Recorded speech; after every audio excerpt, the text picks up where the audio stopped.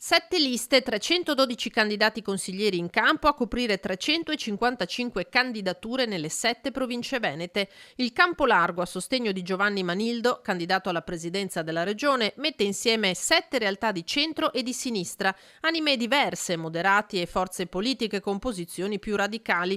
Partito Democratico, Alleanza Verdi-Sinistra, Rifondazione Comunista, Uniti per Manildo Presidente, Movimento 5 Stelle, Volt e Civiche Venete per Manildo Presidente, le 7 realtà in campo, la coalizione più ampia degli ultimi 15 anni. Circoscrizioni di Belluno e Rovigo con le squadre storicamente meno numerose. Nessuna delle 7 forze in campo ha schierato in ogni provincia 9 candidati e la maggior parte ha messo in campo gli stessi nominativi in più territori. Nel Partito Democratico si ripresentano gli uscenti: Vanessa Camani, capolista a Padova, Jonathan Montanariello, capolista a Venezia, Anna Maria Bigon nella lista di Verona, Chiara Luisetto a Vicenza. In AVS, se Andrea Zanoni capeggia la lista trevigiana, Elena Ostanel è capolista in quella di Padova, mentre Arturo Lorenzoni, in corsa da presidente 5 anni fa, guida sempre a Padova la lista delle civiche venete.